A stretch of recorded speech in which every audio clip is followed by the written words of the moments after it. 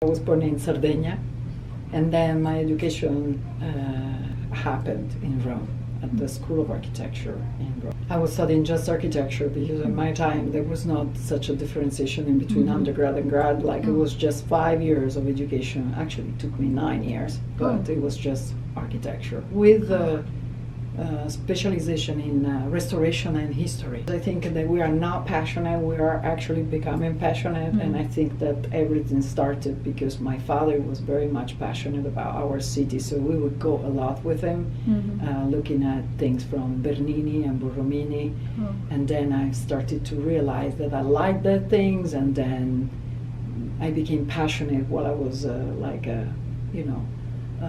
moving furniture inside my house, and then I decided that I wanted to study architecture. Now, because the core values, I think they change. You start with aesthetic values, but then they become, for me, ethic values, because you do work with people that you have to respect a lot, even in an office, especially when you are a director. I was a director of an office for many years. And then the ethic values are even involved because you are designing for people, and that to me is very important. Now it's natural. Now it's like I design in every act of my life, even when I'm making dinner or if I having a conversation, if I go shopping. I think everything is about just the nature of design is in every act, and it's very present. Before I had to sit and design. And it was very hard because I didn't know how to start and to enter the kind of experience which we call the creative experience of design. Yeah. And now it's just happening, and I think it has changed because of the practice and the experience. Like everything else in life, as soon as it becomes part of yourself because you understand it through experiences, it comes out naturally. Yeah. So now I just design as I sleep or I breathe. You normally try to listen and to get to know one another. Like, for example, if I'm collaborating with the others because the others are my students, it's very important that I try to understand what their priorities are. If I'm working with an interior designer, if I'm working with a landscape architect, or if I'm working with a doctor because we are designing a hospital, I think it's all based in first listening and trying, to really go a good listener, very interested in deep listening, and then try to see how your design comes out naturally after the listening. So first you listen, then you talk through design.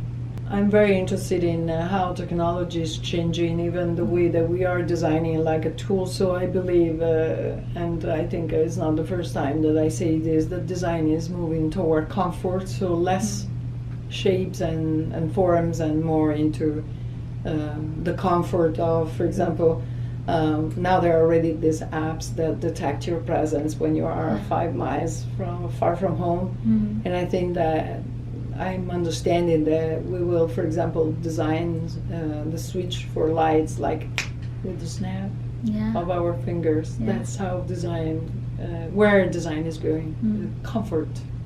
Sometimes you have many dreams, and the challenges are always related with time and space, and there's never enough time, especially now.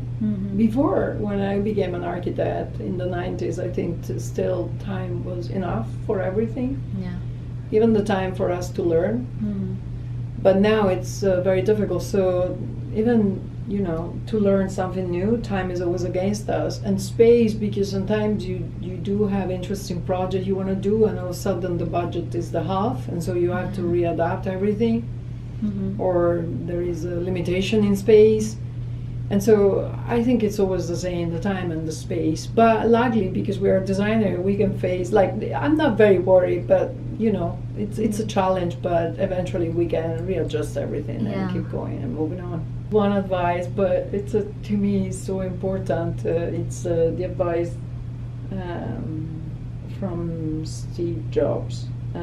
He found this advice, I think, printed on the back cover of the Whole Earth catalog, and he was saying, "Stay hungry, not hungry. Hungry, stay foolish."